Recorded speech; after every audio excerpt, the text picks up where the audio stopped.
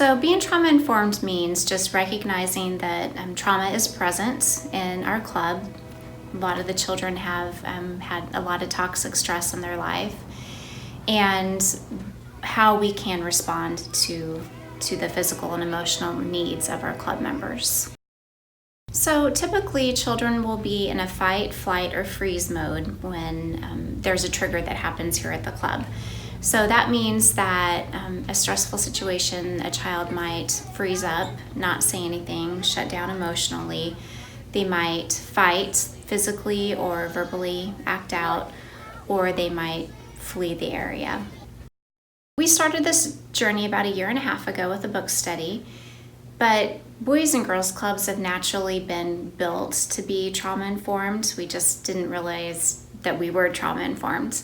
So what it's looked like is we've just become more intentional in how we address children with their needs, and just really try to train our staff to be more patient and show more empathy with our club members. We've specifically chosen programs to help foster social and emotional learning, and those programs are Positive Action and OJP Mentoring, which Positive Action just works on the premise that when you feel good, you do good. And so it really teaches the child how to cope with everyday stresses and how to take care of their bodies and their minds. OJP Mentoring, we specifically target children that have some trauma or some toxic stress in their life. And we especially try to we track social and emotional learning, and just to see if they've made progress through positive mentors here at the club throughout that year that they're on our mentoring program. Social and emotional learning is the capability or the capacity for children and adults to recognize and deal with strong emotions. So, somebody that has like a very high EQ, which is emotional IQ, they can handle themselves appropriately when toxic stress is in their life.